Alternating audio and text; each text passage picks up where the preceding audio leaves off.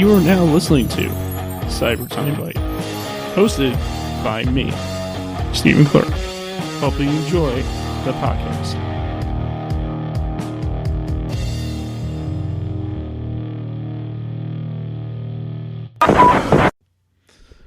Hey there, everybody. It's your boy Steve.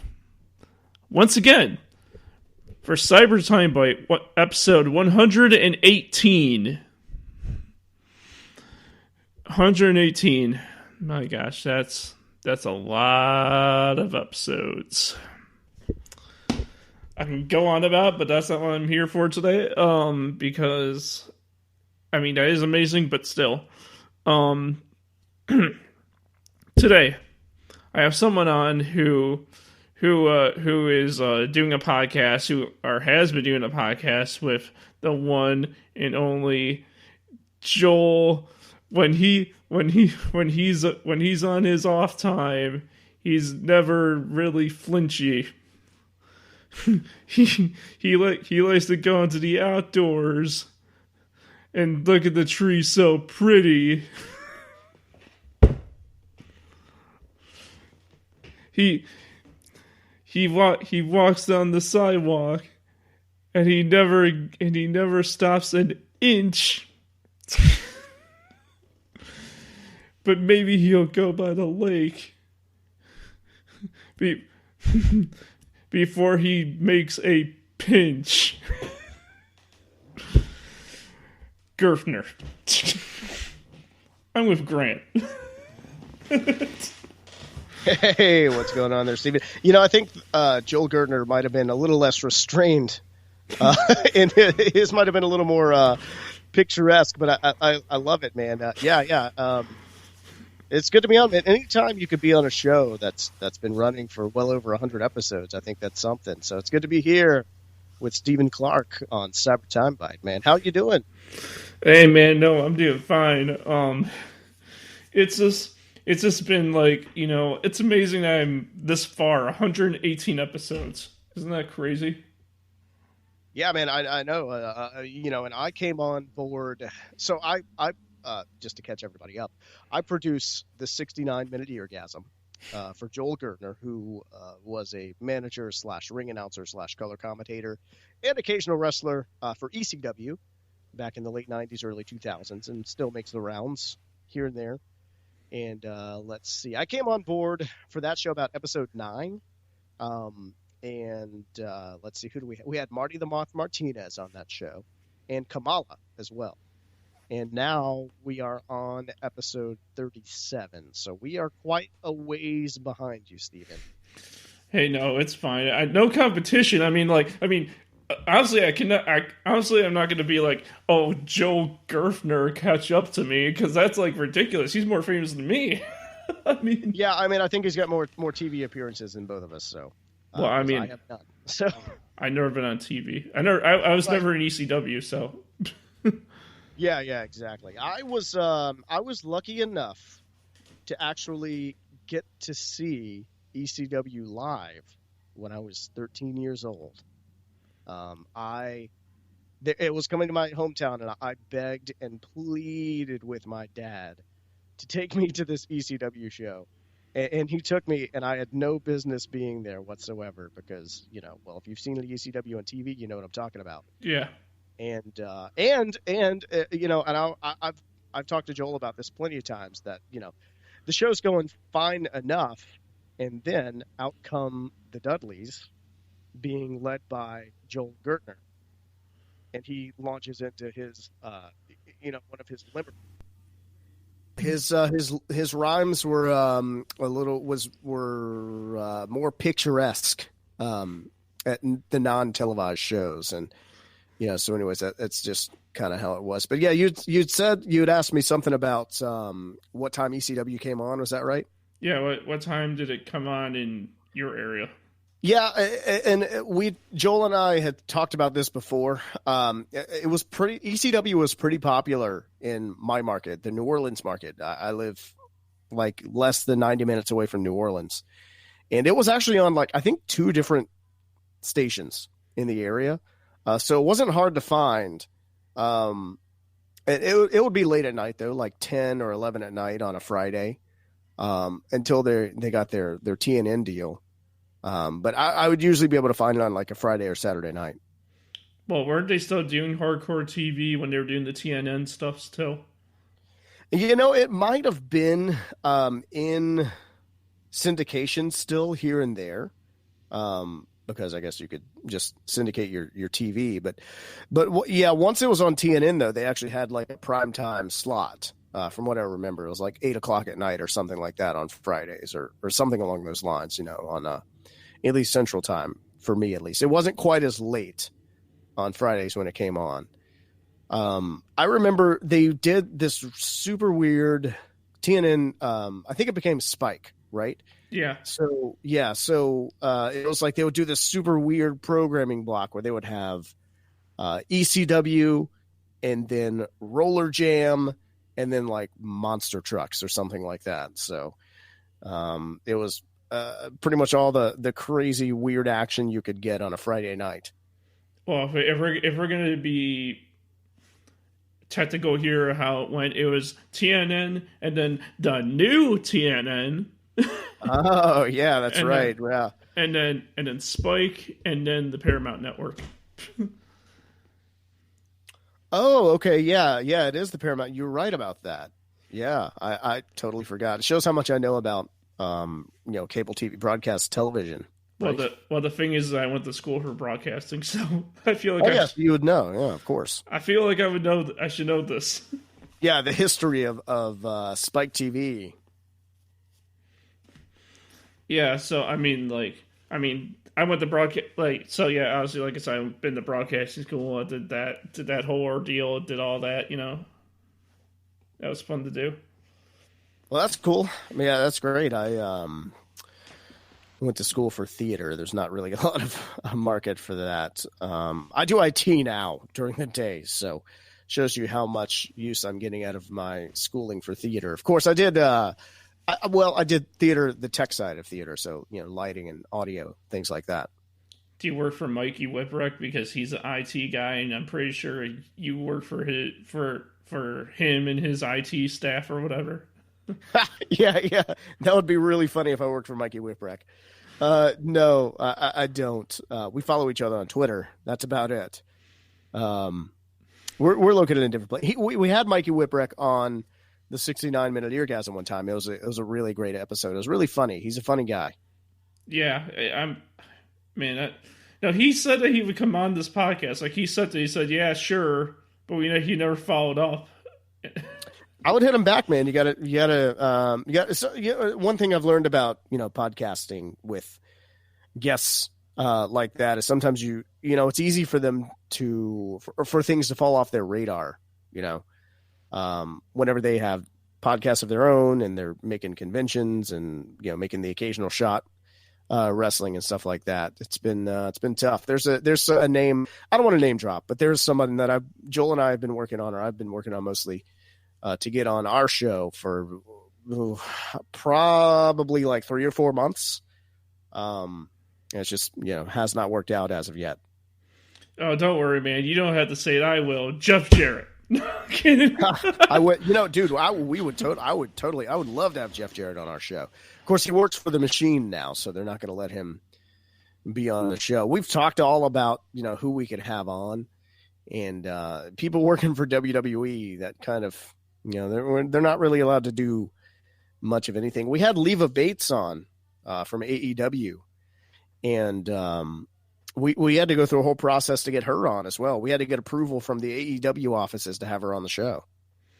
Man, is that me if I want to have like John Moxley on my show? I gotta talk to like Cody and then Tony Khan and all those guys just to get him. Well, you wouldn't have to go straight to the top, but they have like an office, like a I don't know if it's like a PR office or a publications office or something like that.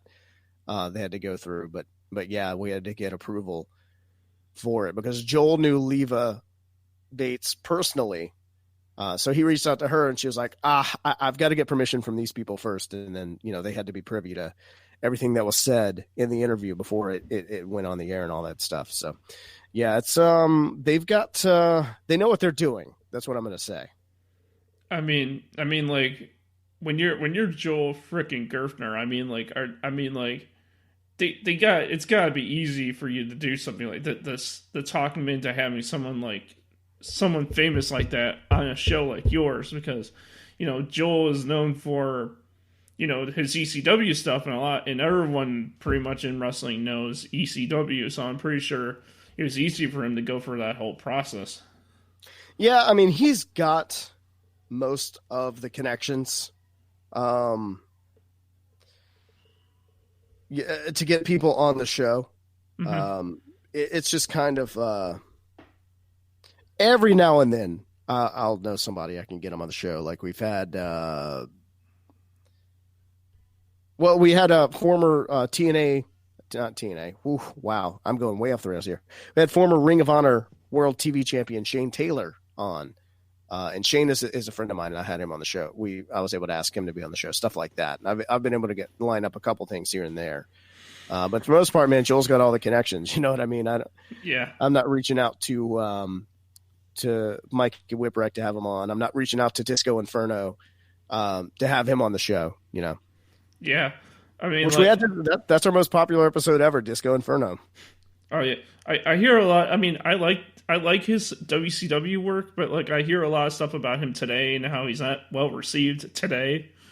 Yeah, well, I think he's very outspoken. Mm-hmm. He doesn't cut corners. He lets you know what he thinks, and I think that rubs people the wrong way. And I don't agree with him on everything. But I see what he's doing. I get it. I'll just say that I get it. Yeah. Yeah. But another one we had that was popular was Elijah Burke. That's also been a really popular episode for us too. So you never know what's going to turn up whenever you're doing a show, as you may know after doing 118 episodes, Stephen. Yeah. I mean, Elijah Burke, not an ECW original, but part of the new ECW, the one that sucked. Yeah. Yeah, absolutely. Absolutely. Now he's in NWA tearing it up, man. He does good work, and he's got a charity over there in his hometown. I think he's in Georgia right now as well. Trying to feed homeless people and whatnot. So he does good work. Yeah, that's really cool. Yeah. So I got to ask, hanging around with Gerfner for this long, do you have any limerick poems that you made yourself? Dude, no. And, you would think that I would, but I have learned to just leave all of that to Joel. You know what I mean? Like he's the wordsmith, right? Yeah. I'm just the guy that sits in the booth. Have you ever watched Frasier? I bet I did. I mean, as long as that's been around, I'm pretty sure I've seen bits and pieces of it, but yeah. When you'd see Frasier on his show and he'd be doing his radio show, and then Frasier would be behind the microphone, and then on the other side of the glass was Rosalind, his producer. That's me. I'm Roz to his Dr. Frasier Crane. It'd be funny to be able to see that go down. Yeah, that's a good idea. I think what I should do now, you've inspired me. I'm going to write one down one day. And I'm not even going to tell him. I'm going to hit record whenever we go to record an episode, and then I'm just going to spring it on him and not let him know what's going to happen. Yeah, if you do it, you should to me just like you should be like this was for you, man, or something. Yeah. Just send it right out. I'll dedicate that one to Stephen Clark on Cyber Timebite. I mean, to be honest with you, it'd be really cool to have Joel on this podcast. That'd be pretty awesome. You know what? Hey, I could always mention it to him. It's one thing I have a hard time getting him on the phone sometimes to get an episode recorded. Just because he's a busy guy, mostly because, and he's pretty upfront about this, working with the elections office in New York. And it's an election year, which means he's been pretty busy during the day. He's doing his civic duty. I mean, what does he do outside the podcast? Like, what's his thing? Like, what does he do? Oh, this and that. Again, working for the elections offices and doing conventions. Well, not right now. Obviously, we're in the middle of a pandemic. Of course, he's done some some like online ones for Fight TV. Let's see. He did some. He's done some producer work for, the Starcast conventions, things like that. And then making the occasional shot as a ring announcer for wrestling shows and stuff like that. Among other things, I'm sure. What where are election offices for everyone who doesn't know who's listening? Just sort of the people who help organize. I don't know what exactly his role is per se, but I know that on election days he has to be there at the polls, helping people, check in. You go to the table and you give them your ID or give them your name or whatever, that sort of thing. They told me in the past sometimes he's assigned to people that the older people that might need help, that sort of thing. So he's the guy who has to check people's IDs before they vote. Yeah. Long and short of it, I'm sure there's a lot more to it than what I just explained to you there. I don't really know. Unfortunately, that's just one of the things he does. He and I have talked about. He's talked about it on the podcast before, as a matter of fact, and on Twitter and whatnot too. It would be funny if one of the IDs he see how I say this. So it'd be funny, he doesn't even expect this to come, but it would be funny. He's just doing his job regular, he's not being in character or nothing. He's just being himself, doing his job. But then all of a sudden someone walks in and their ID says, I don't know if this is a real name. It'd be funny if it said Seymour Butts. Right. It's got to be a real name, or he just cuts a promo on him right there. Where I thought you were going to go with that.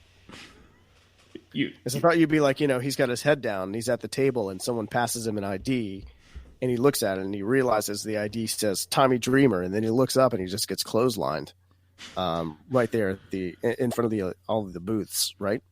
Tommy Dreamer. Yeah, I met him. In what was it?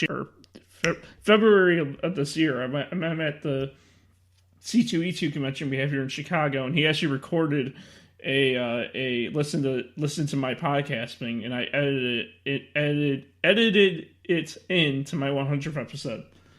Oh, nice. Yeah, that's awesome. Yeah, he's I've only met him in passing here and there, just kind of a, hey, how you doing? Yeah. But he's always been a super nice guy to me. I'm sure he wouldn't remember me, but he's always been very nice. How would he not remember you? You do a podcast with an ECW original. Yeah, but it's not the same. I mean, it's not like everybody, you work with people, you're really friends with people, and some people you're just co-workers with. I mean, I'm not going to speak to Joel and Tommy's relationship. I don't know. I try not to ask him about all that stuff, but I never met him with Joel there. You know what I mean? Mm-hmm. I've just met him at different events, real quick. But again, always been nice. Always been a nice guy to me. So I know we've been talking about your co-host for a long time, but let's talk about you now. I'm sorry. Yeah, sure. I'm down to talk about whatever. Yeah. So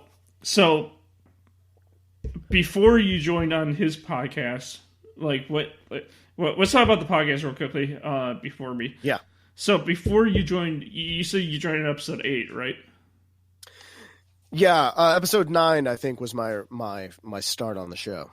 Episode 9? Yeah. Then who was on episode 8, 7, 6, 5, 4, 3, 2, 1? A guy by the name of Joseph Feeney, who is actually Conrad Thompson's producer, and produces Keeping It 100 with Conan as well. And so basically, as you can imagine, he has a lot on his plate in addition to taking over Joel's show. And that really was that was the long and short of it. It's just, he just had way too many other things to work on before he took on Joel's show, and maybe took on a little bit too much. And so that's whenever I came in. So how is it? No, how was that process like? Was it like, oh, we need to find a new guy? Oh, I know this guy, and then you're like, oh, what's his name? Oh, his name is Grant. Right, kind of. I mean, so here's the deal. So I live in Louisiana, and Joel lives in Brooklyn, New York, right? So, a pretty big gap there. But quite some time ago, maybe about, I think 6 years ago, I started So I had a friend who used to write for a wrestling website Mm-hmm. called WrestleChat.net, which is not around anymore, but their Twitter account is still very active. WrestleChat at WrestleChat.net. You should check them out. Yeah. And he used to cover shows, local shows, wrestling shows in the area, particularly for a promotion called Wildcat Sports and Entertainment. They've got some pretty cool stuff on YouTube. It's Wildcat with a K. There's a match on there with Rhett Titus from Ring of Honor and their guy Jay Spade. That's pretty good. I recommend checking that out on YouTube there. So anyway, so my friend moved away, who was covering it. So I said, well, to hell with it. I'll take over. I'll do this. I'll cover these shows. So I started doing that, and got to know a lot of the guys around there from covering those shows.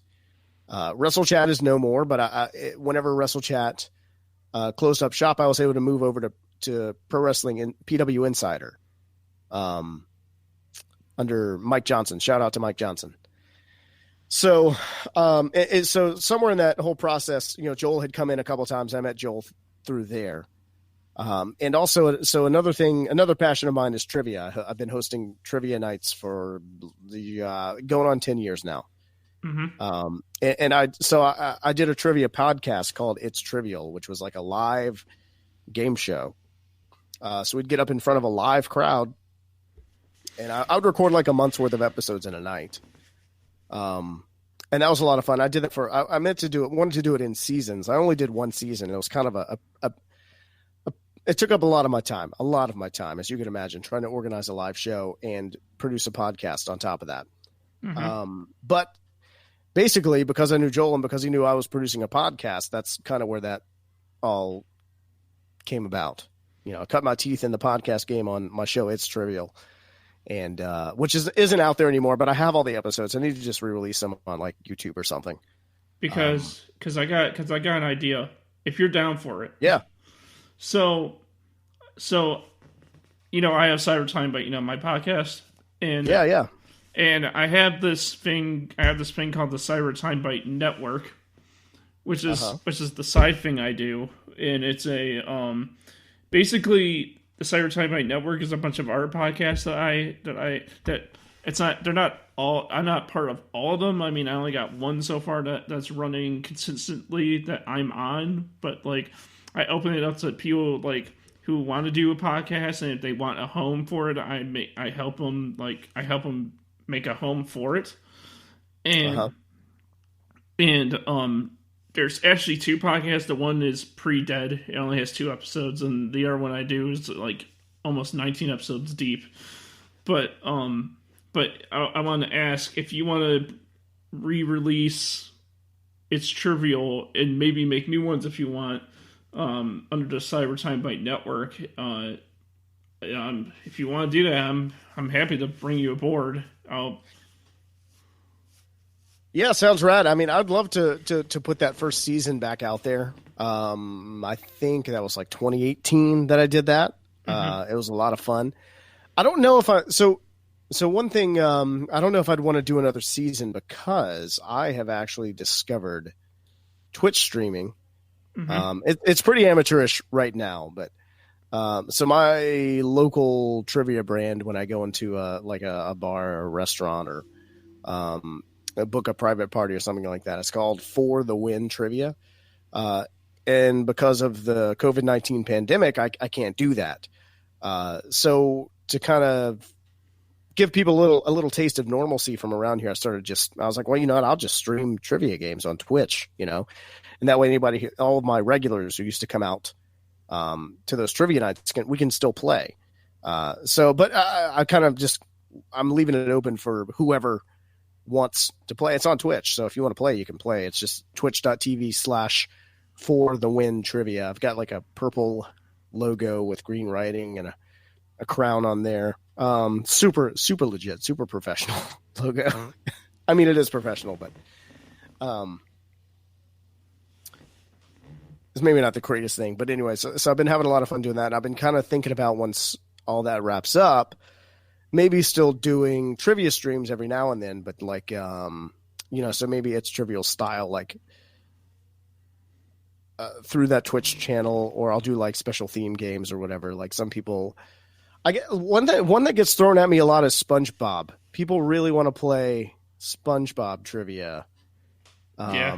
which I'm down to write. But I can tell you right now, with someone who has 10 years of experience writing trivia games, getting like an hour's worth of content out of SpongeBob trivia might be a challenge. But we could probably make it work, you know. But anyways, yeah, I do that every Wednesday night, 8:30 p.m. Central Standard Time, which is like in the last half hour of AEW. So you might have to, if you're watching AEW live, you might have to just play trivia on your phone for that half hour or something. So Yeah, because I just threw it out there because I can because if we're on air, but I don't care. I can tell you this anyway. I don't care. But no, what I would do to help my part of it is that I don't know if you probably have a Facebook page for this podcast or something already, right? Yeah, I deactivated it whenever I stopped the show, but it seems like it's still out there. So I don't know if you can find it or not. So if that's gone or whatever, we can make you a new one, and then I can just add the Cyber Timebite Network logo, which is basically the Cyber Timebite logo, but except it has network under it, and we could just put that like in your banner of your page under like the logo of the of your podcast. And then I can take your episodes and edit in the you're now listening like you're listening to like I made this Cyber Timebite Network intro thing for the beginning of every Cyber Timebite Network podcast. Yeah. And so I'll just add that into the beginning, and then I'll upload to YouTube under the Cyber Timebite Network YouTube page, and then people can listen to that bi-weekly. Yeah, I mean, it's worth thinking about. I'm still trying to think about what I want to do with them all, but I mean, I've got them all, and I'm just sitting on them, so I may as well try to find a way to do it. I mean, podcasting's cool like that. You can take all that stuff and just put it back out whenever you want to, wherever you want to. Yeah, so yeah, if you're down for that, my offer's on the table. If you're Yeah, man, much appreciated. Yeah, we'll have to talk about it. We'll have to think about it. I'm not 100% sure what I want to do with them just yet, but that sounds like a pretty promising offer. I appreciate it. Hey, no problem. So like, what are your other wrestling memories as a kid? I mean, obviously ECW, obviously, but other than right. I mean, I kind of became somewhat interested in it as a kid pretty early on. I liked Jake the Snake a lot as a kid, which was weird because I was normally into the good guys, but Jake the Snake Roberts, he had a snake, right? Mm-hmm. So when you're a little boy, you're like, oh man, this guy's got a snake. That's rad. And I kind of checked in and out of it, throughout my childhood. And then really it wasn't until after like the rise of Stone Cold Steve Austin. I think my most vivid early memory of watching wrestling was the night that Steve Austin took Vince McMahon hostage. And I was just hooked at that point in time. I mean, that was it for me. Yeah. When Austin hit McMahon right there in the Garden. Yeah. Yeah. Kind of like around the Ruthless Aggression era, I kind of just sort of lost interest, and I came in and out of it, but I didn't really watch TV in general, at that point in time. So now at this point in my life, I'm catching back up on it, and I've got a daughter now who's 3, and so she and I will watch wrestling together from time to time, and it's pretty cool to share that with her. I mean, like, are you letting your kids watch wrestling are you okay with your kid watching wrestling at 3 years old? Oh, totally. Yeah, I've taken her to live independent wrestling shows. But the thing about it is I've been pretty upfront with her. I mean, the thing about kids is they understand a lot more at a younger age than what I think a lot of people realize. Mm-hmm. And they're smarter than what a lot of people give them credit for, and they remember a lot more. So I've been I hate to ruin the illusion, but I've been pretty upfront with her that it's not a real fight, you know. Yeah. And I've explained to her that it's just a thing they're putting on like you watch a TV show, you know. But you still have to be careful because you can get really hurt, you know. But I think it's important to like wrestle around with your kids anyway. I think it's important just to kind of like roughhouse with your kids. I think that's a pretty good bonding experience. And so she'll like do, I showed her like some Eddie Guerrero. And so now she'll do like a frog splash on me. And she thinks that's hilarious. But yeah, I mean, and she likes to go to the independent shows and give all the wrestlers high fives at the end of the show. She gets a high off of that. So it's a lot of fun. It's gotten to the point now where if she doesn't come to a show with me, there's wrestlers looking at me like, hey, where's the baby? Like these huge men get mad at me for not bringing my kid with me. I get that, but the thing is that I'm worried, like, well, maybe this is just me and how I was raised or whatever, but like, I didn't start watching it until very late 2009. And that was when I was a freshman in high school.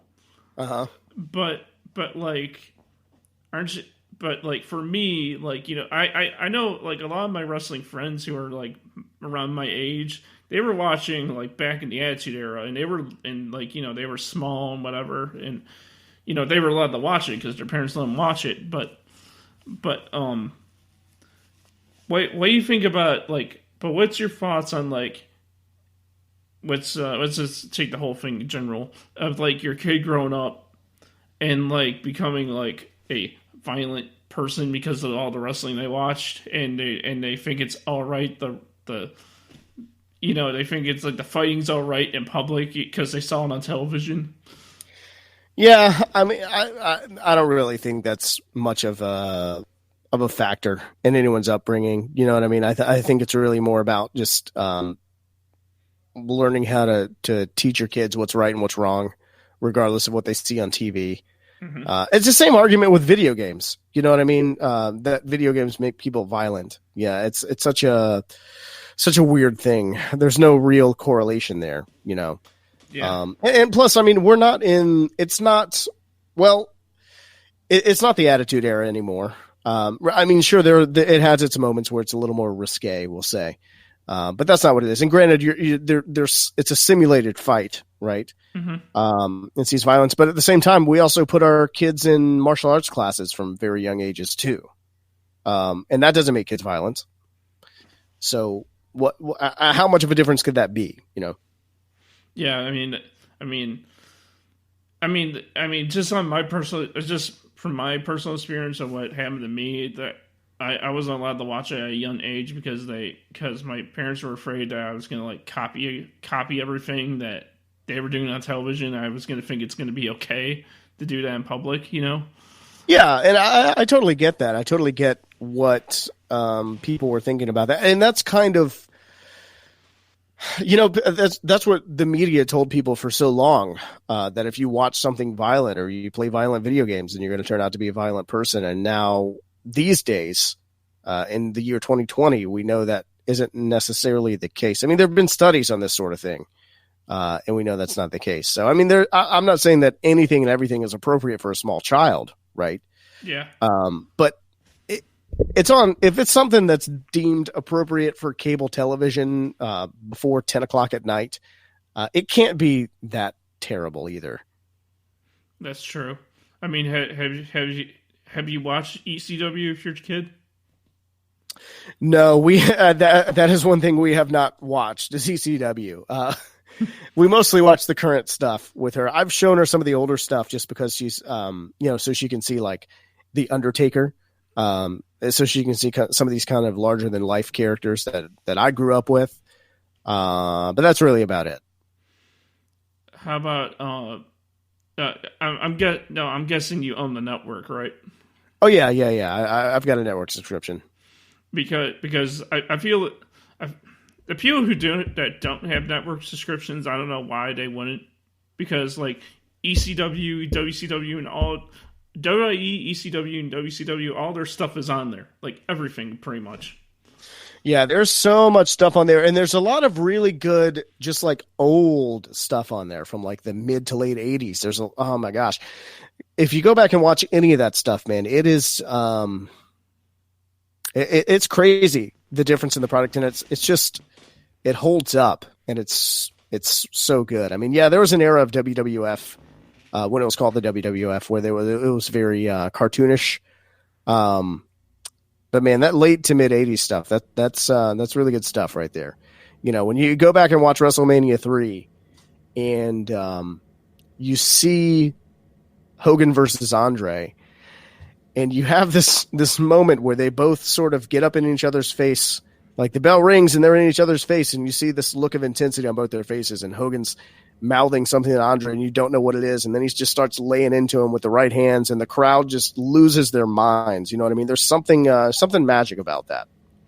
Yeah, I mean, it all happened at the Superdome. I mean, the Silverdome. Yeah. That faux pas Hogan made at the first WrestleMania in the Superdome.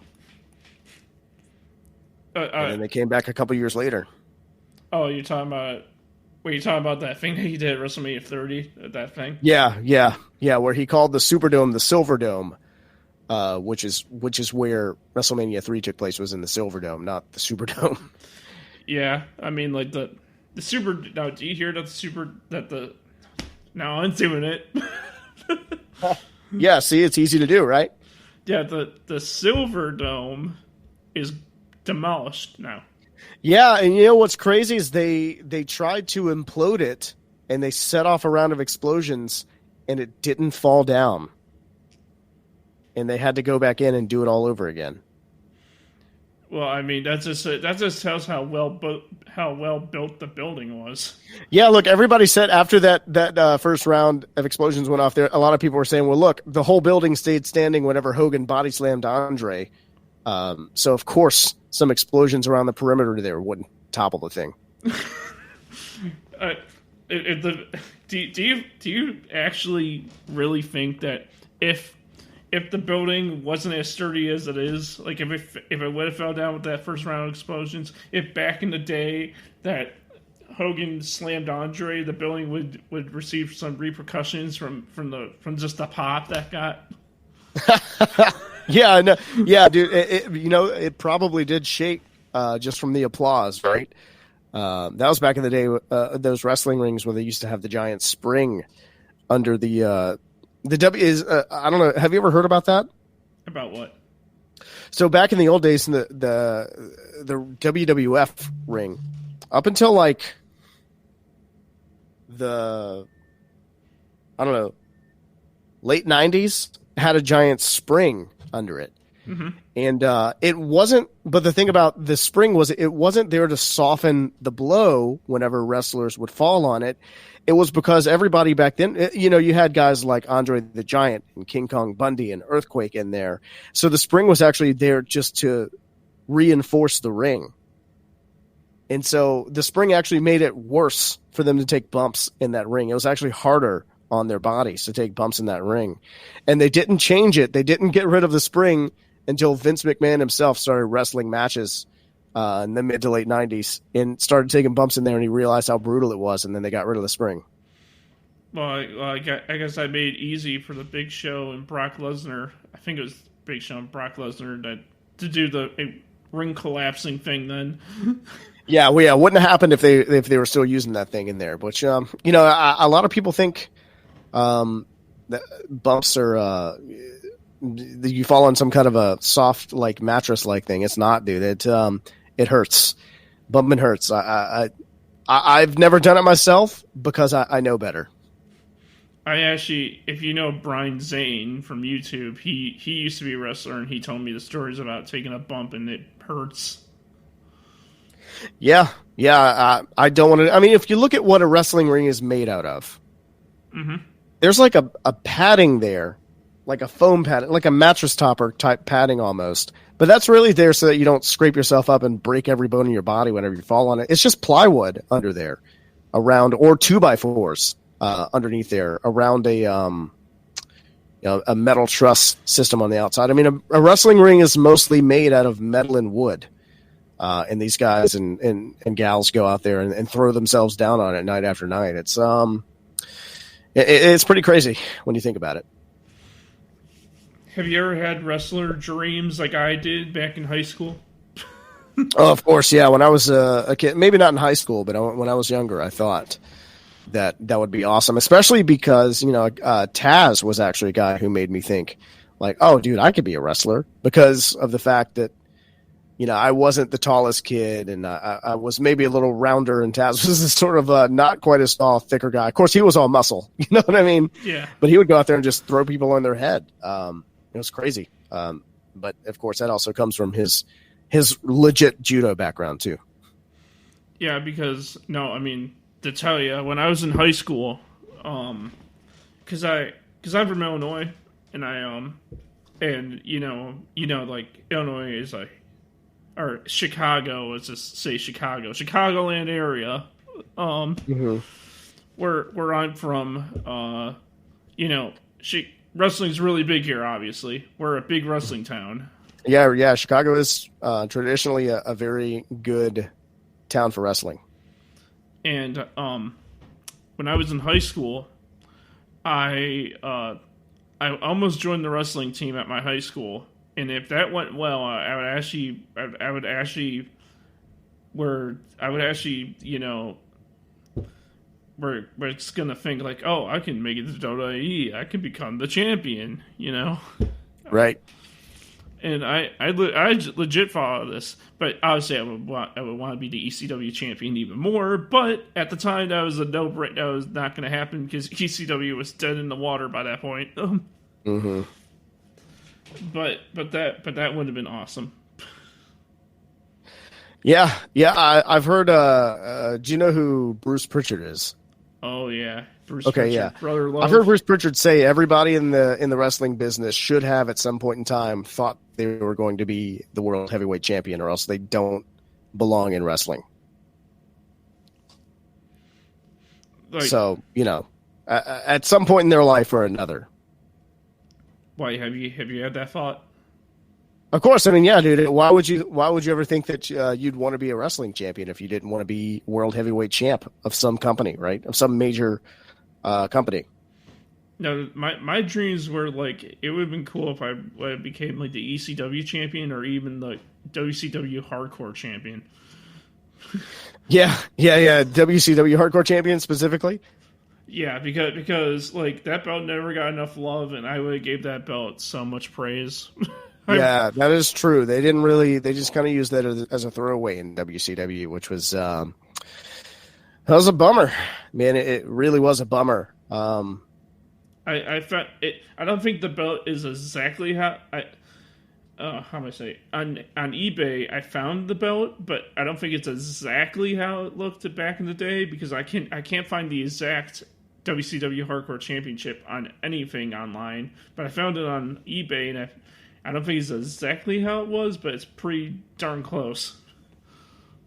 Yeah, it was a pretty short-lived title. So, who would know? If you got one that's not exactly the same, who would know? Well, I mean, like that one had the barbed wire design on it. Is that right? Yeah, it had the WCW. Yeah. It had the 2000 WCW logo on the front, and it had a Shattered Planet wrapped in barbed wire on it. Yeah, that was the worst WCW logo ever. I think that weird. I don't know what it was. Some kind of a weird exploding star or something like that. It was pretty bad.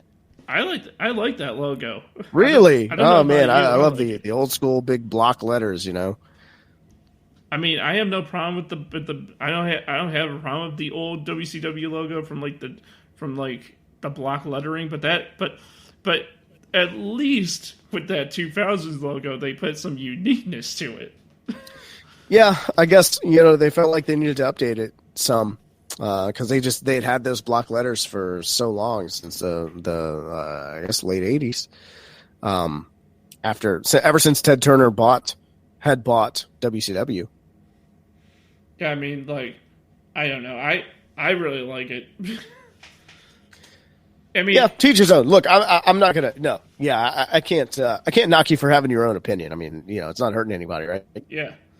No. Do you know what's funny though? What I figured out is that no. I'll ask. I want to ask you this very quick question, but first I want to tell you this: is that Yeah. actually it's funny, and I can't believe this even happened. But what was this like 2 years ago on .com? They released a WCW shirt, which was, and they released the Halloween Havoc logo around Halloween time for you to buy. And on the shirt they actually had the 2000s WCW logo on the shirt on WWEshop.com. I was like, how is this even happening right now? This is That's awesome, dude. Well, it makes sense, I guess. I mean, because they own it, right? They bought it in 2001 and haven't done a lot with it, so may as well try to cash in on some merchandise every now and then. yeah, because everything I see WCW related on WWE Shop, they're using the old blocky letters. That's the only thing I've seen on there that they use that logo on. Yeah, and to be fair, I mean that was the logo through most of its run, so it would make sense that if they were going to put a WCW logo on it, that the block letters would be the thing they would use most often. But it also makes sense that they would use that other logo. I mean, again, they paid for it at some point in time, so may as well use it. Yeah. So what I want to ask you is that were you a WCW guy? Yeah, I was always more WWF, now WWE back in the day, but I did watch WCW. What was it? Let's see. Nitro would come on like an hour before Monday Night Raw, and then it was 3 hours at one point in time. So it would come on an hour before Raw and then run until Raw ended. So I would watch the first hour of Nitro, and then I would switch over to Monday Night Raw. And then when Monday Night Raw was in commercials, I would switch over to Nitro and watch that. But I would always try to make sure that I was back on Monday Night Raw when it was back in commercials. So I tried to keep up with what was going on in WCW, but I didn't want to miss what was happening in the WWF, which was hard to do whenever they launched SmackDown, because SmackDown was launched on UPN, and UPN was not available everywhere, including where I was located on basic cable. So that's another weird thing that Joel and I have talked about, is that how when SmackDown, WWF's B show, the WWE's second show, I couldn't find that show on TV, but I had no problem watching ECW. Well, because ECW wasn't on major television. That was on syndicated. Yeah, it was just syndicated, yeah. So it was just a weird phenomenon that I could see this, smaller promotion based out of the Northeast, but couldn't see the WWE. Well, I mean, like, you were able to watch Raw on Nitro, though. Yeah, I could watch Raw and Nitro, and I could watch Sunday Night Heat, but not SmackDown. I mean, like, but when you finally got to watch SmackDown, how'd that feel? Pretty good. I mean, again, by the time that SmackDown moved to a network that I got, I wasn't watching as much TV anymore. So I really didn't start watching SmackDown on a consistent basis until it was on, until it was on Sci-Fi. It was on Sci-Fi a minute there, wasn't it? Yeah, it was on Sci-Fi for. They did like a Sci-Fi thing for like a very short time, but yeah. Yeah. So, not until probably really around like I started watching more often around 2014 again, after falling out of it. Of course, now I can't. There's so much wrestling out there now. It'd be like trying to watch every single MLB game that airs every week. Again, not right now, but in a normal season, or every single NBA game, it'd be really hard to do. What? Yeah, I mean that's true. I mean, are you a fan of? Are you? Well, obviously, since you're an ECW guy, you're a Flyers fan, right? yeah. No, I can't say I'm a big hockey guy. Sorry, it looks like I'm clipping here on my board whenever I laugh. I'm gonna try to cut that out for you here. No, man, I'm from South Louisiana. I live here in South Louisiana, so I'm a Saints fan. I'm an LSU Tigers fan. Occasionally an Astros fan. but that's really about it. It was the Braves for a while there. The Braves were really huge in this area for a while, but not quite as much anymore. Yeah, I just thought ECW, the Flyers, Yeah, it would make sense if I were, right? Yeah. But I'm not. No, what's funny is Joel is actually a big Jacksonville Jaguars fan, and then the owner of the Jacksonville Jaguars launched his own wrestling promotion. So, and he was a fan of them before that happened. So that was really funny. So, what have you and Joel talked about his appearance at the One Night Stand pay-per-view and the crappy ECW, and what were your guys' thoughts on that? Because we haven't talked a lot about it in general. I guess we should, other than he told me that the catering was amazing. He said the cereal selection was beyond compare. Which you wouldn't expect there to be a lot of cereal at WWE's catering, but lo and behold, that's what was there. At the One Night Stand he was at. Yeah, at the One Night Stand. Yeah, that was something we've. What's funny is we had PC. Do you know who PCO is? PCO. Yeah. Never heard that name. Well, okay, so PCO is a guy who wrestles for Ring of Honor Wrestling right now. He's he's recently was one of their world champion, and basically he won the world title at after the age of 50, and that was his first world title. And he plays this sort of Frankenstein's monster kind of character. But back in the day, for the WWF, he was one of the Quebecers. I don't know if you remember the Quebecers tag team. I remember, yeah, I heard of that. Jacques Rougeau was his tag team partner, and PCO was Quebecer Pierre, and then they turned him into the Pirate, John Lafitte, who was billed from Baton Rouge, Louisiana, which is my hometown, because he's French Canadian. How'd that feel? Pretty cool. I mean, it's nice to be represented whenever you live in a town like mine. Of course, Baton Rouge is also a town that has a lot of wrestling history, because Mid-South Wrestling back in the day used to be Baton Rouge used to be the hub, the center point for all of Mid-South Wrestling's loop.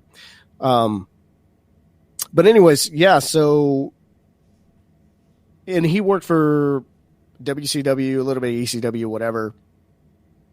But Joel asked him. We had him on 2 episodes. We did a part 1 and a part 2. He was he actually participated in the Brawl for All for the WWF, and we asked him about the differences between the companies, and that was like the first thing he said was the catering.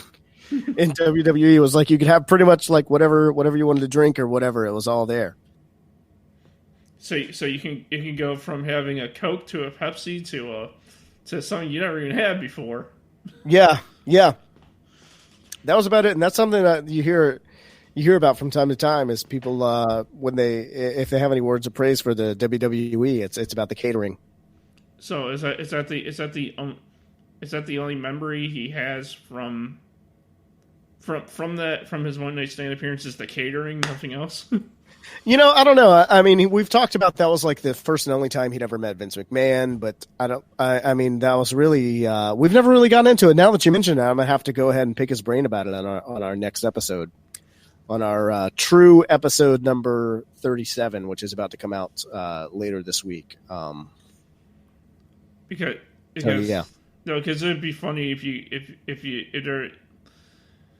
be funny if there's like one day I'm able to come on your podcast and guest appear on it. We could just like talk about the One Night Stand pay-per-views and like the crappy ECW. I think that would be fun I'm gonna needle him about it soon. Now that you mention it, you know what I mean. Of course, I mean he wasn't there for the WWE ECW, but still. I digress. Yeah, but the reason why I said the true episode 37 is because we actually released. Have you been paying attention to wrestling Twitter lately? Like what, of all wrestling Twitter? Yeah, just what's going on in wrestling on social media recently. A little. I mean, with work and stuff. I'm with my work and job and all that stuff. But it's been pretty busy. But yeah, I've been keeping up. Yeah, I'll catch you up here. So anybody who out there who's listening who's not familiar or what have you, but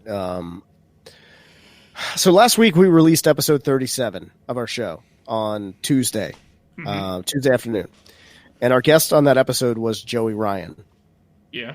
Oh yeah, who's not familiar with Joey Ryan? Joey Ryan's the guy who did the dick flip. Feel free to edit that out if you want to, but that's the name of the move. You've probably seen it. It went viral. Yeah, I heard on the internet a few years ago. Well, it turns out that all of a sudden, a lot of people last week in the wrestling communities started being outed as being predators, sexual predators, either towards women who just didn't want it or women who are underage or whatever. So we released the episode Tuesday afternoon, and then by Wednesday night, Joey Ryan, a lot of people started coming forward about Joey Ryan specifically, and all their stories about that. So, and stupid me wasn't paying enough attention, didn't realize I saw it all going on. There was so much information coming out about so many people that I didn't realize his name was involved. And all the way through Thursday, I'm sitting there still pushing the episode like an idiot. But long story short, we have taken that episode down. It's been removed, and our next episode will be the true episode 37. And I'm not 100% sure who the guest is going to be. We have a couple of interviews coming up, and I know we have Shark Boy coming up. So I think it might be Shark Boy. I'm not 100% sure, but by the end of this week, we should know. Yeah, because if you guys are down, I mean, like, I'm not trying to say, oh, put me on your podcast, but like, yeah. But I'm saying, like, if you guys like want to have me on, and if you want me to talk about my podcast and just anything, man. I mean, because I'm a wrestling fan too. I mean, like, I love ECW, WCW. I'm down if you're guys are down. I'm gonna put you over for sure, man, on that show. I don't know how it would go because we usually have. So here's the format is. Sorry, I had to clear my throat there. But the format is, I like to think whenever I'm producing the show, each episode, I kind of approach it as like the late night talk show of professional wrestling. So he and I will do a little intro. We'll have our banter, and then we throw it to an interview segment, which is usually a wrestler, but somewhere, so usually a wrestler or maybe like a comedian or something like that. Mm-hmm. Like we've had Taylor Williamson on, a comedian who was on America's Got Talent, and done a lot of other things. Excuse me. Yeah. Done a lot of other things, and we had one time we had K. Trevor Wilson on, who K. Trevor Wilson plays Squirrely Dan on Letterkenny. And another time we had Christopher Kamen Lee on, who was the Red Power Ranger on Power Rangers in Space. So mostly wrestlers on the show. Long story short, it's mostly wrestlers, but we've had like maybe 3 or 4 people who are not wrestlers on the show. So I don't know. It just kind of depends, man. We've got some things in the hopper that I think people are really going to dig that I can't really talk about too in depth just yet. Yeah. Wait. No, it's fine. But I'm just saying.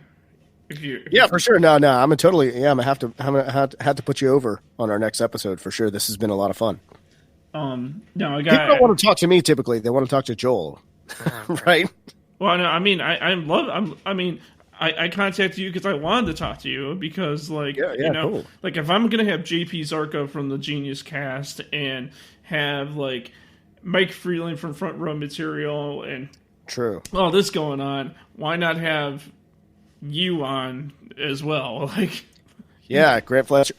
Sorry, Grant Fletcher and Stephen Clark, man. Peanut butter and jelly, right? Yeah, we could be a podcast in our own in ourselves. It could. Stranger things have happened. That's all I'm going to say. That'd be awesome if we did do a podcast. Right? That'd be interesting. Dude, I don't know. I don't even know what I have time for. We have other projects coming up. Oh my gosh, man, the things that we have some. Maybe some audiobook type things we're going to be doing, and maybe a second podcast we're going to be doing sometime between now and the end of the year. The year's halfway over. So, yeah, sometime between now and the end of the year. I've been pretty hesitant to start anything new just because of the fact that I know we have so many just kind of oddball opportunities that are coming out of left field. Yeah, because I was gonna say, what are you gonna do when you and Joel's podcast hits episode 69? Oh man, you know what? You just asked a question that I don't think I've even considered before. And now I'm thinking, as soon as we're done recording this, I'm going to have to call Joel and wake him up because this is going to, it's later in his time zone, and ask him what the hell we're going to do in 32, 33 some odd episodes. Oh, I got ideas. Yeah, I tried to pitch him. I recently pitched him. I want Sign Guy Dudley on an episode, so Joel and Sign Guy Dudley would be good. If we can get Spike on, that'd also be good. There's a lot of weird oddball ones that I've said, like, hey, it'd be cool if we could get this guy on. We had Duke the Dumpster Drosy on one time. And that's actually a really popular episode. I think people look through our list of episodes and they see that name and they pause on that and they're like, I'm going to download that and see what that's all about. But because I know Joel, and you love old school wrestling. It's not just it's not just sexual innuendos and ECW extreme stuff. It's just wrestling in general and just being fans. I know that. It's not like when I saw him, it's just like, all he cares about is sexual innuendos and hardcore wrestling. That's all. Like, that's it. No, I know that he's like a nerd that loves wrestling just like me and you, So it's not. I'm not surprised when you have like Duke the Dumpster Drosy on that podcast. Yeah, dude, stuff comes up, man. We like you said. I mean, we are such fans of all of it. Not just any one thing.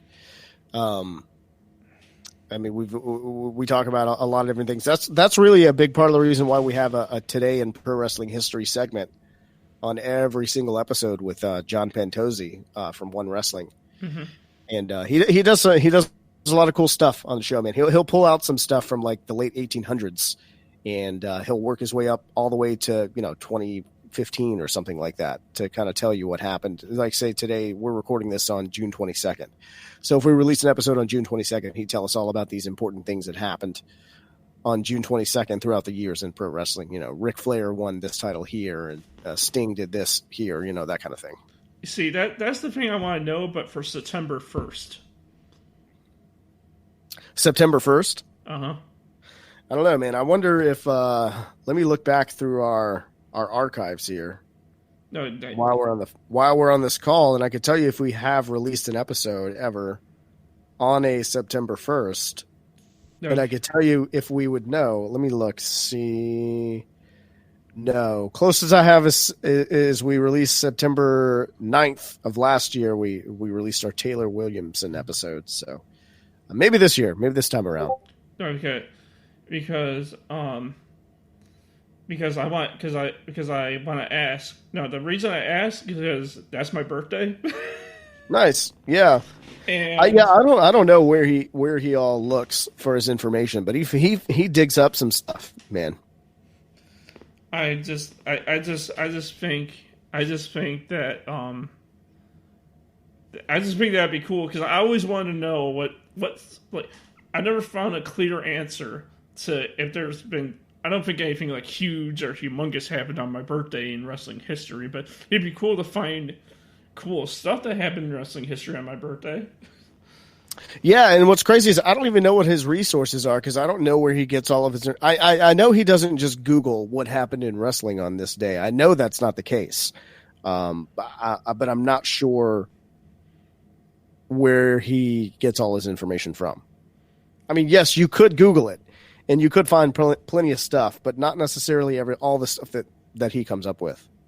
He probably goes to the library, because the library has a lot of stuff. Yeah, I think he's got a pretty vast archive of things that he's collected for himself too.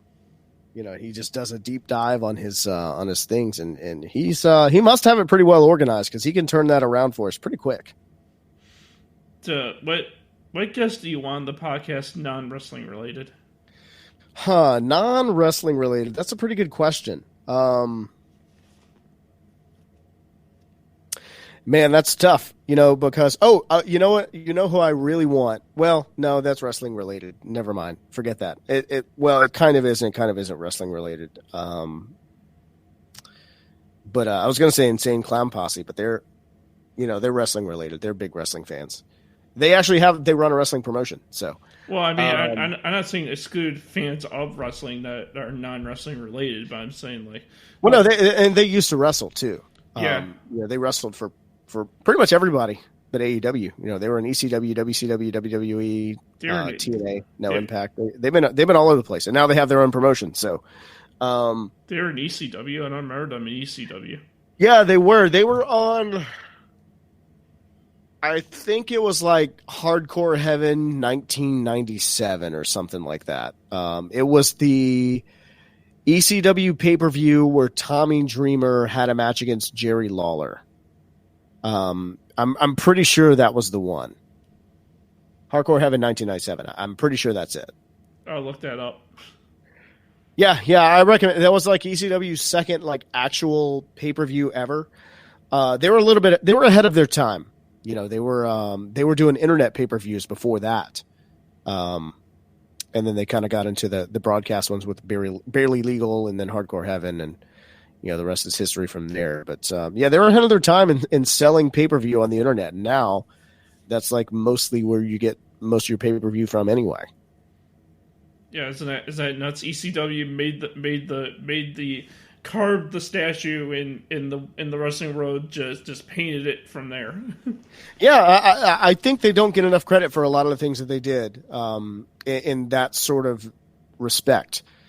But it's weird to think about. When you mean like online pay-per-views they did, are you talking about like the super shows they used to do? Yeah, super shows are like Heatwave. Heatwave started out as an internet pay-per-view and stuff like that, where of course you couldn't watch it on your TV back then. You would have to sit at your computer to watch it, but still, the early days of what the internet would become. It's crazy. It really is. Now we all walk around with the internet in our pocket, Yeah, that's crazy. The internet was invented back in 1995. And now it's 2020, and now we have phones that we can touch the screen and we'll do stuff, and it has the internet on it, and we can just browse the internet wherever, whenever. I've often thought about like what would if I could go back in time and just show my cell phone to a teenage me, like how much would I blow my own mind? You'd be like. What you'd be like, what is that fancy alien device? Yeah, or like show yourself like or show yourself like a PlayStation 4, right? And like what these games look like too. Well, you wouldn't be able to hook it up back then because HDMI didn't exist yet.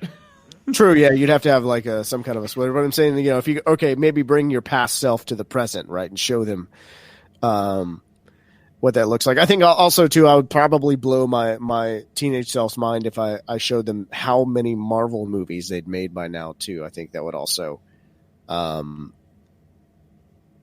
just kind of be the cherry on top. Do you know what would just blow their mind in general? Not all that would blow their mind that you just said, but what would really blow their mind is that you probably saw Back to the Future when you were little, and if you bring them to here, they're going to be like, where's the flying cars? Did the Cubs win the World Series? What's going on? I might feel cheated. My past self might feel cheated if I brought him to the future in that regard. So, yeah, maybe so. If everybody didn't have jetpacks in the year 2020, I might feel shortchanged, right? Yeah, I mean, but I don't know if you noticed this, but do you know that, as you know, in Back to the Future in 2015, they said the Cubs won the World Series. I guess it was more of a prediction because we ended up winning the World Series a year later.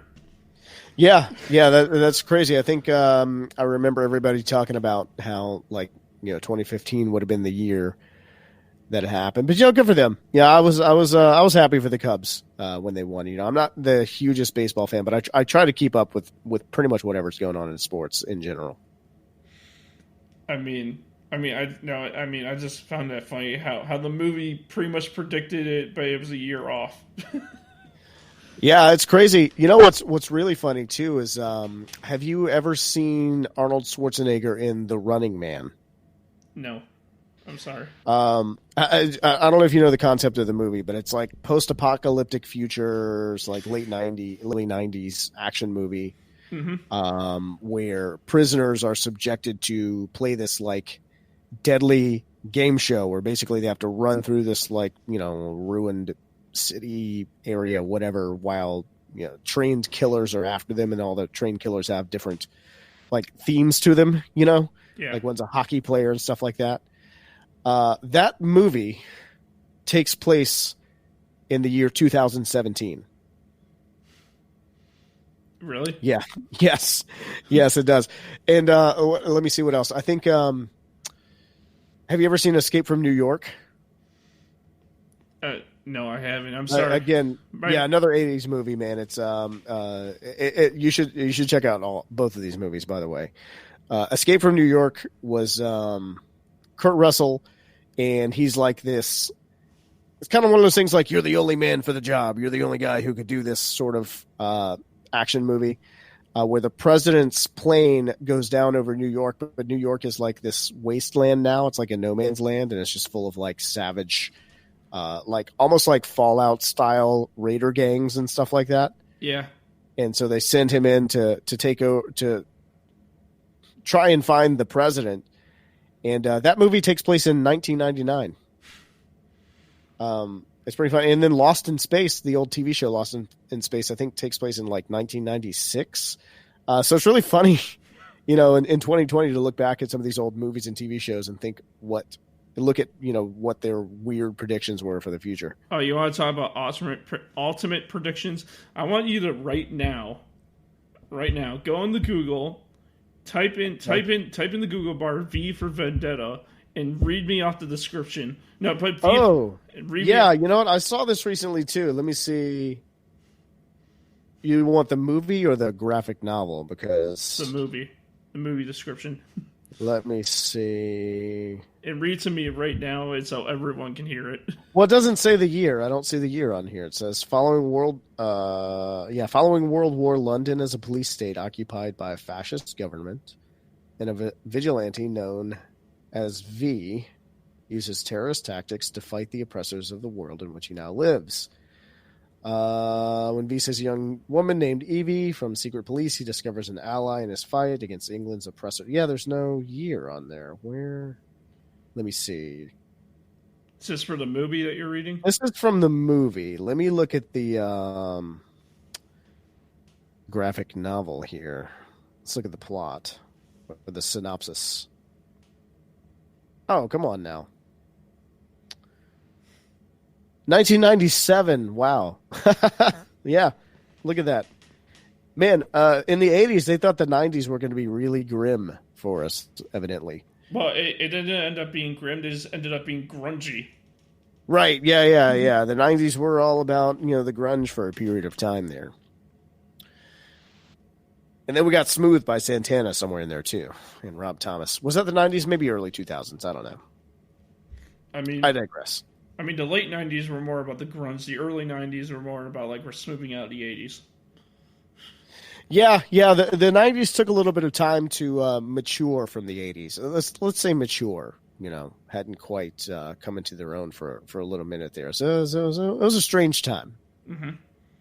As someone who lived it, it was a strange time. I lived it too. I was born in 93. Yeah. See, I was born in 87, so that would actually make you the same age as my youngest brother. So yeah. Yeah. So wait, how is it like? So you had a PS1, right? No, I grew up on Super Nintendo. Oh, sorry, I cut you off. What was that? No, I gotta ask. Growing up in being born in 87 and actually living the 90s sort of as a teenager. I don't think you were a teen in the 90s, right? Yeah, I would have turned, let's see, 12 in 99. So I would have turned, well, I think, right? Yeah, yeah. So I would have been 13 in 2000. But still, yeah, a preteen. How did you feel when, like, the all popular shows Pokemon and Digimon and all this popular '90s stuff that came out for when I was a child, I thought were amazing and awesome, and I still remember to this day, really cool. But you actually remember it because, like, you were, like, old enough to be like, oh, I remember that. I remember all of this, when it came out. Yeah, yeah. Pokemon was one of those things that, like, all of a sudden it was everywhere. You know, there was no there was no ramping up period for Pokemon. It just all of us it wasn't there one day and then the next day it was everywhere all at once. Which was strange. And I looking back, I wish now that I would have gotten into it more than I really did. But it was one of those things like by the time I knew about it, everybody else already knew about it, and I was behind the curve, so I had to act like, well, of course, that's lame, and that's why you're all into it. Like I had to sort of like try to play cool like kids do. Yeah. So that's why I never really got into it as much as I could have or should have. And I do regret that today. Are you a Pokemon fan today then? Not really. I mean, again, I felt like I was so far behind the curve that, I didn't know. I don't know where to start. You know what I mean? So no, I never have gotten into it as much as I should have. And of course, that was like, but I also grew up on, like Power Rangers and stuff like that. So, that was my jam back in the day. I remember the whenever that show premiered and all the hype around it. That was a big deal. What you thought of Digimon though, the competitor to Pokemon? I always thought it was a knockoff. I was like, what is this knockoff of Pokemon? Like, I'm not even a big fan of this. I mean, I know that it has its fans. I understand that it is its own separate thing and it's very different and distinct. But at the time, back in the day, I was like, okay, you have Pokemon and now you have Digimon. How are they even getting away with this? Is what I thought. But I didn't really know the history or the background behind it back then whenever that happened. Yeah, because I love Digimon. Pokemon was good, but I love Digimon. Yeah, and that's what I'm saying. Like, it had such a hardcore following amongst its fans. It never got as big as Pokemon did, but man, people were really behind it. How about Beyblade? Do you get behind Beyblade? Did that show ever interest you? No, I think Beyblade. I don't know if it came about. I think it might have come about a little bit too late for me to get into it. Maybe Beyblade and like Yu-Gi-Oh were like a little too late for me. I think that was 2000. I think those shows came out in like 99, 2000. Yeah, maybe so. Yeah.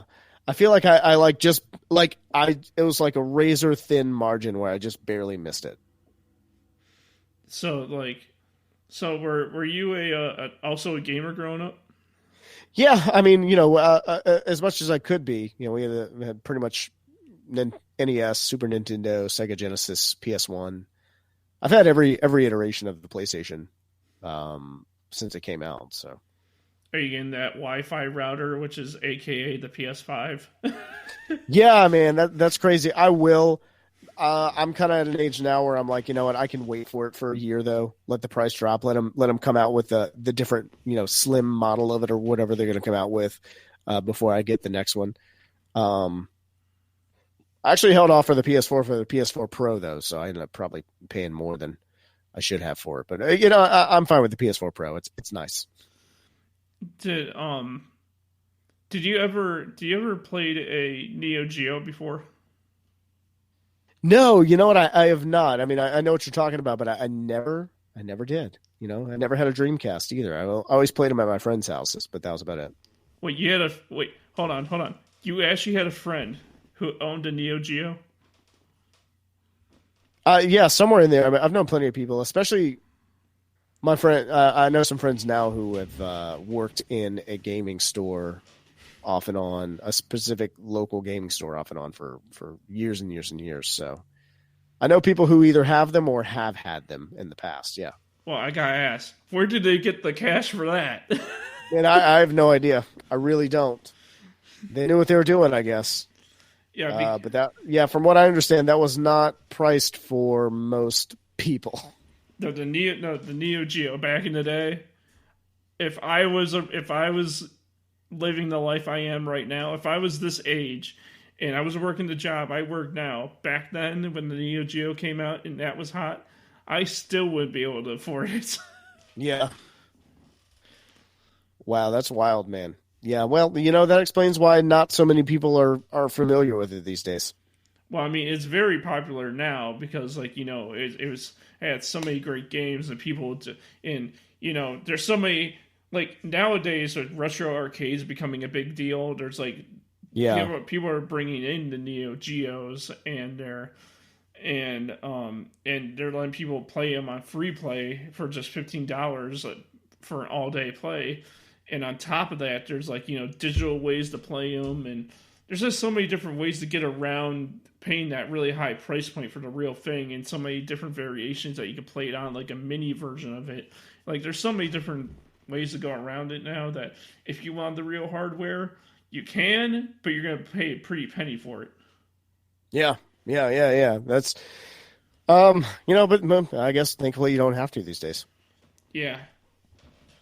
I know that I know that gaming's not really a huge thing for you like wrestling and our stuff is. Yeah. Well, I like gaming. I just don't have as much time to do it anymore these days with a small child. Mm-hmm. But like once or twice a week, she'll go to bed and I'll fire up Fallout and play for an hour or two and then go to bed and crash.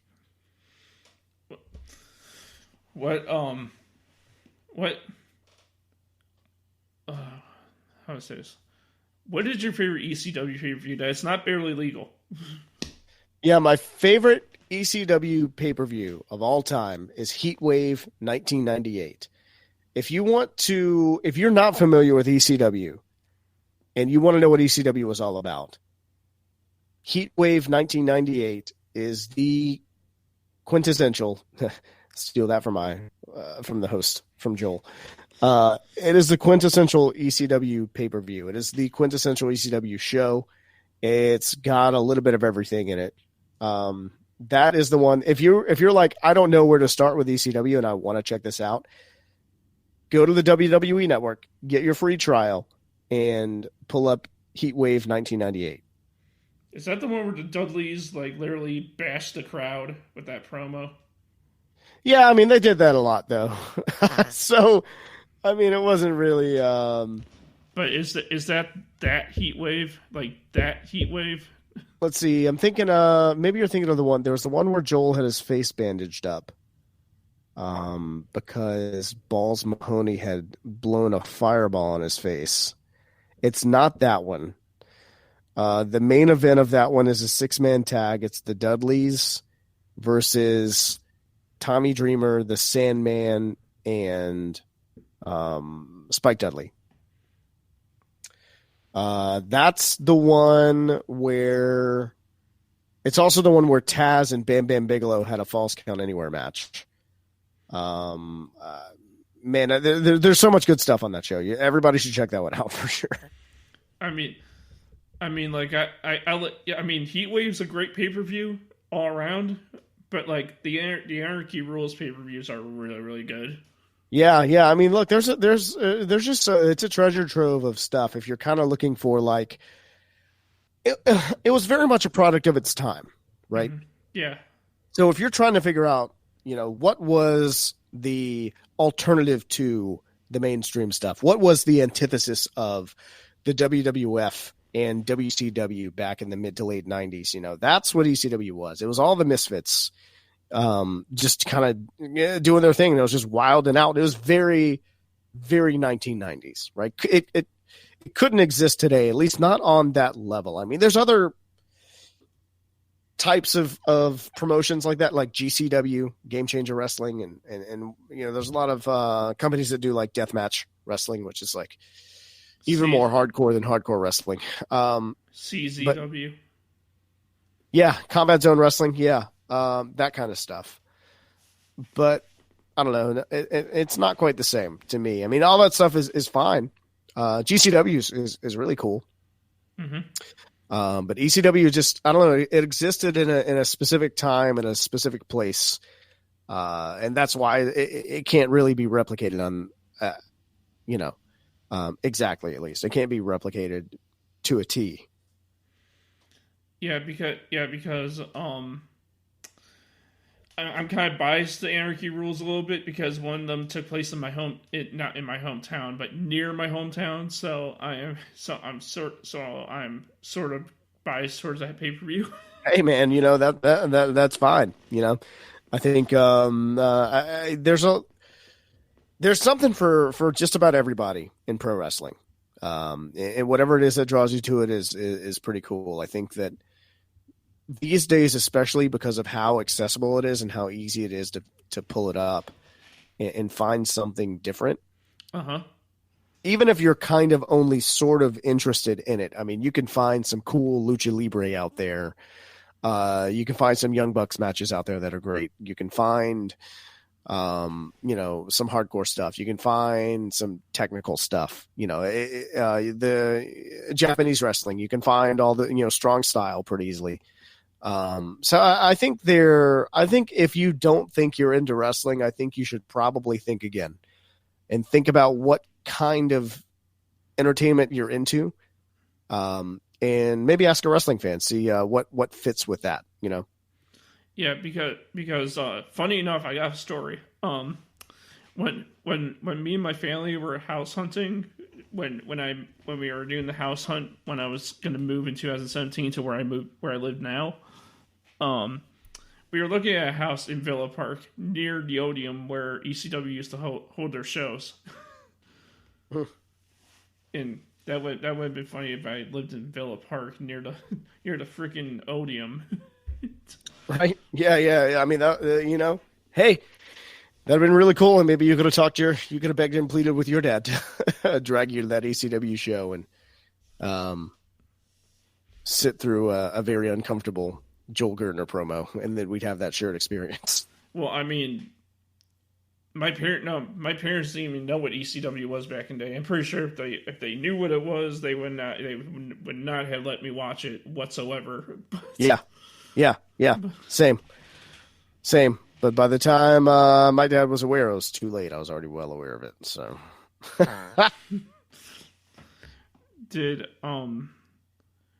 I trying to say? Besides wrestling, what is are big things that you like outside of wrestling? Like where oh sorry. Like what are the other huge things that you're into like outside wrestling? I consider myself a pretty nerdy guy. Another thing that I introduced my daughter to recently was Star Wars. She and I we watched all of the Skywalker saga. And granted, she's 3, so we watched it in 30-minute chunks here and there, maybe 45 minutes to an hour every now and then if she was in the right mood. But she's super into Star Wars now. She's kind of obsessed with it. So I'm definitely big into Star Wars and comic books. Man, I used to own a few thousand comic books. And then we had a flood, and my house actually flooded, and I lost most of my comic books in the flood. So I don't collect them anymore, but I probably will get around to getting a digital subscription sometime soon, just so I can, get back in and read the current stuff. But the movies, I enjoy, most of the movies that come out around the Marvel movies, which is why I mentioned that earlier. Mm-hmm. I do a little bit of gaming whenever I can. Again, I like sandboxy type games, your Skyrims and Fallouts and things like that. The occasional Metal Gear, I'm a big fan of. But I feel like I get the most bang for my buck out of games that I can, run around the sandbox in and just kind of explore and come up with stuff. I think my favorite Fallout was New Vegas, actually. Mm-hmm. So I'm guessing that you have a subscription to Disney Plus because that's where all the Star Wars films are at if you don't own them physically. Oh yeah. We've got the Disney Plus. We've got so we've watched all the Star Wars on there, and of course the Marvel movies and whatnot. There's a little more exposition without people in cool costumes and stuff like that, so they haven't held her attention as much as Star Wars has. Plus, lack of lightsabers, I think. That's kind of makes it tougher on her as well. But every Yeah. now and then she'll kind of pay attention when there's like Iron Man flying around on screen, things like that. So we have to be selective about which of those movies we watch. You know, the ones that have less lead in to them. Do you, what did you get like the bundle that comes with like Hulu and ESPN Plus along with it, or do you just got straight up Disney Plus? No, I just got straight up Disney Plus. I have we got a deal through our cell phone provider where they gave us a free year of Disney Plus, so I just have it as a standalone. But you know, and I was looking at the bundles. The thing about the bundles is, so I have Hulu already and I have ESPN Plus already. So it would have been cool to bundle it all, but the bundle is actually Hulu with commercials. Mm-hmm. And we sprung for the ad-free Hulu like a year or two after we got Hulu to begin with. Mm-hmm. Because I don't know, we were just like, you know what, let's just try it. Let's just see what ad-free Hulu is like for like a month. And we had it for about 3 days, and we were like, we are never, ever going back to Hulu with ads ever again. But we also don't have cable, so it's not like we're not paying for cable on top of this. So that's why we justified it. What do you like about ESPN Plus? Because that's the one that doesn't get talked. That's like the most least talked streaming service out of those two.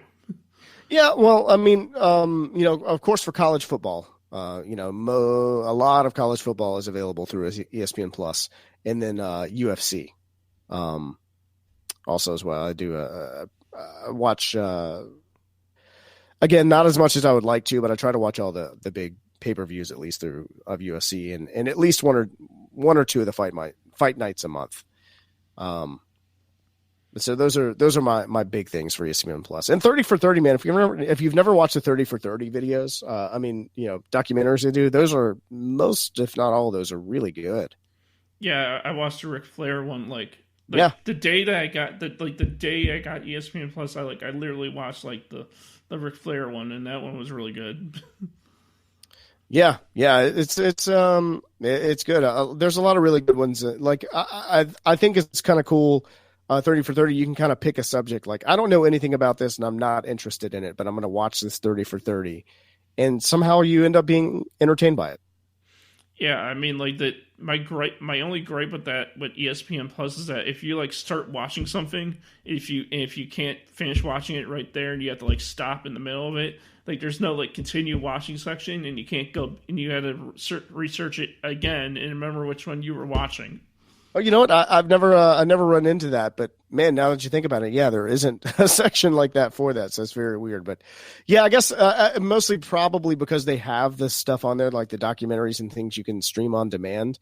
But I think a lot of their focus for that app is, you know, the live stuff, what's happening right now, and that's probably why they haven't focused on having a continue watching section or something like that.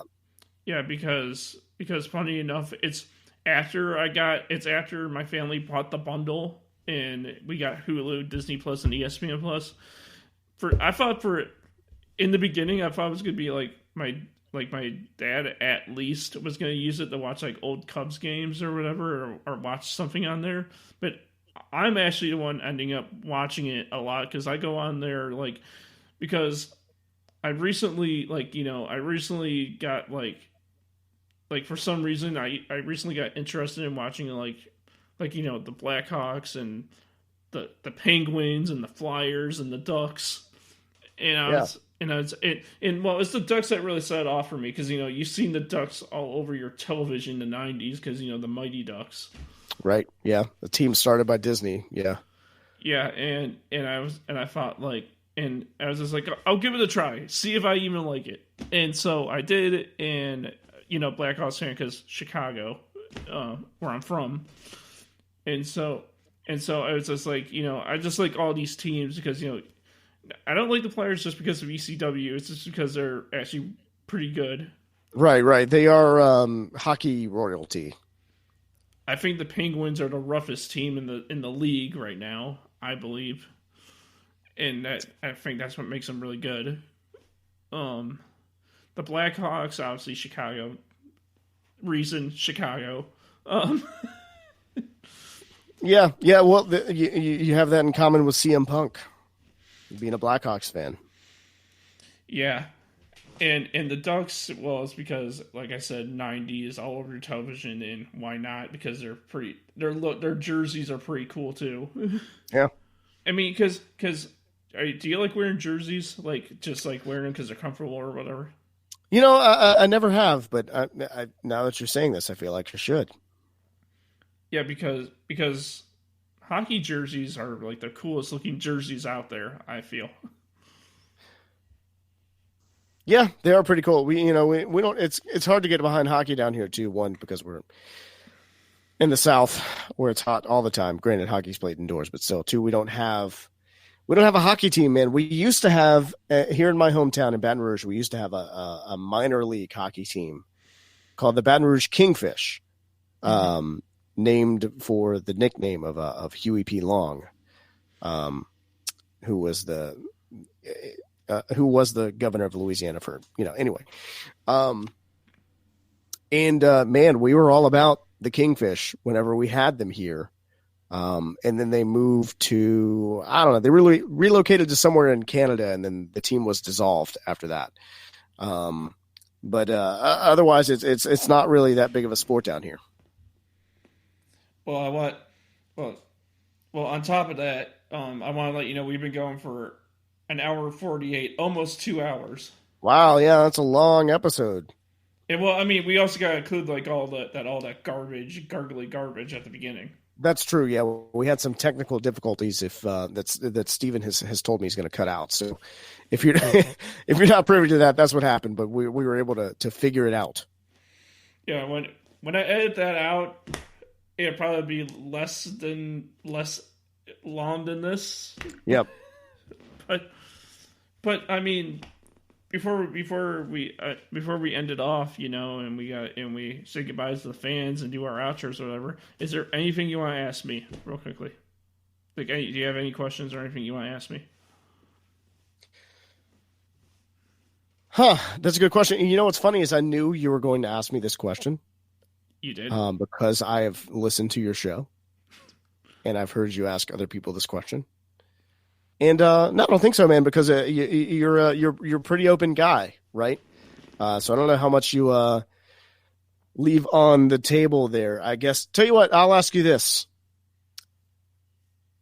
who was your favorite WCW wrestler?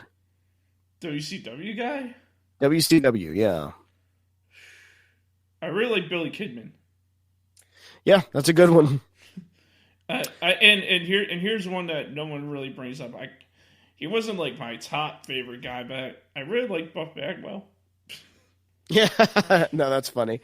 That's a good one, Buff Bagwell, man. Yeah, I think of all the people who came out of WCW after the fact, well, I mean Chris Jericho, obviously, right? Booker T, obviously, way up there. Mm-hmm. But maybe, man, during WCW's run, while it was still a thing, right? Mm-hmm. If it wasn't like Sting or Ric Flair, it was probably Diamond Dallas Page for me. Dallas Page, and sadly enough, he didn't get a good enough run in WWF. No, I don't think they really got him. And honestly, I mean, he was that was kind of towards the end of his career in general, because he got started wrestling at such a late age, compared to when most people get into wrestling in the first place. So it was bound to not last quite as long. But yeah, he was a victim of some pretty poor creative choices as well. Yeah, I mean, if WCW never went under, he'd probably still be a top guy. In some regard, yeah. I mean, he's found second life with DDPY and whatnot. So, my friend Stevie Richards, actually, friend of mine, who used to wrestle for ECW and, well, I mean, everywhere, but he used to be one of DDP's instructors at his performance center or whatever. Whatever it is he calls it over there in Georgia. He doesn't work for him anymore? No, not anymore. He does his own thing now. He does his own fitness program now. Yeah. Stevie Richards Fitness, man. You guys should check him out on Twitter or YouTube or Instagram or whatever. He's very interactive if you buy any of his fitness programs. He's very involved. Man, that'd be cool. Like, Stevie to a Steve. Yeah, right. Yeah, Stevie's great, man. He's awesome. I think I tried contacting him on Twitter like once to come on here, but one of these days I'll try again. Yeah, I don't know if he does a lot of he does. He's on a few podcasts already. So I don't know if he does a lot of like guest work on podcasts. Just because he does so many of them in general. He does I think Conspiracy Horsemen, and he does at least one or two with Vince Russo too. So he's pretty full up these days in the podcast game. And then the Blue Meanie, the other. Speaking of which, obviously, the Blue Meanie is very active and he does this thing. But like, where the heck is Nova? Where's that third member? Man, I don't know. I've never really talked to any of them about that. I've only met Meanie and I are friends online. We've talked here and there. We never really talked like we followed each other and things like that. But I've only actually met him in person once or twice. And then Stevie I've known for, I don't know, 5 or 6 years now.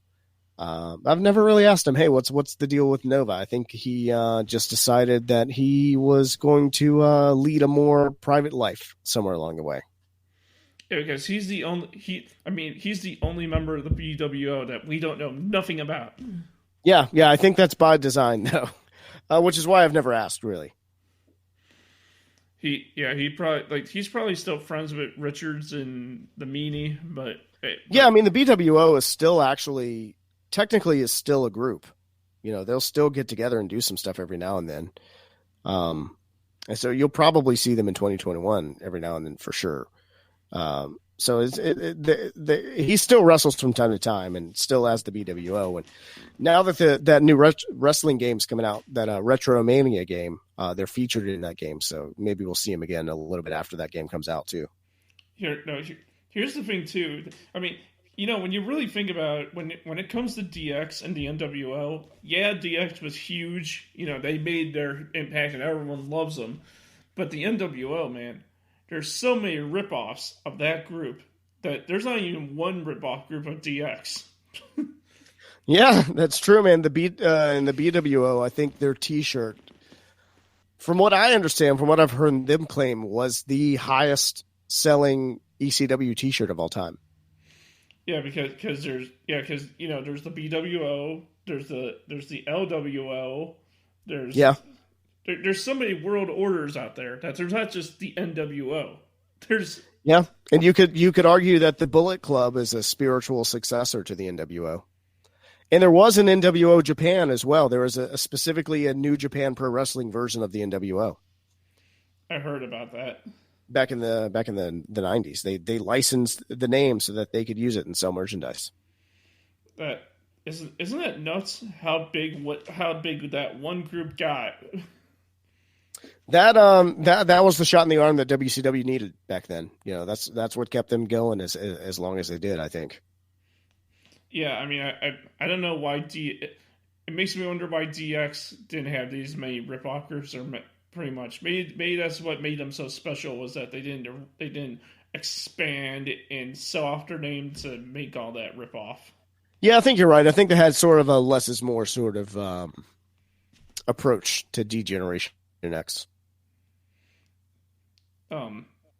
I know I promised that we were gonna ask the question, but then we talk about WCW. We're rolling off the ball with that. I know. Look, you see how that happens, man. It's pretty easy to do.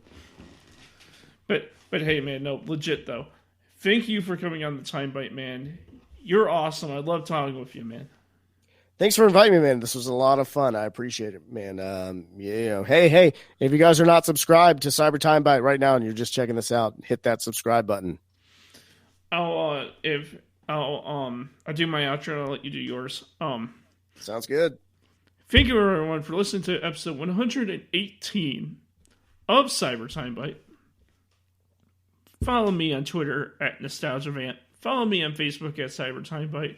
And make sure to buy my merchandise at redbubble.com under Crash Steven Gear, where even the spork is the most powerful of them all. And if this pandemic is still happening by the time this episode gets uploaded, go on there today and buy my mask with my logo on it, and you too can be safe from a virus and have spork power at the same time. Right on, man. I love it. You guys, appreciate it, Steven. Thanks. Be sure to check out the 69-minute Eargasm with Joel Gertner on your favorite podcast app. Follow me on Twitter at Grant L. Fletcher. Follow Joel on Twitter at StudMuffinSays. And check out the 69-minute Eargasm on Instagram. That's where I'm at on the gram. Yeah, this guy's amazing. Go support my boy over here, and go support his podcast host too, who is very famous, if you can't tell, in ECW famous and famous all over the place and whatever. But still, thank you everyone for listening. I hope all of you have a great day, or fantastic day. Have a good one.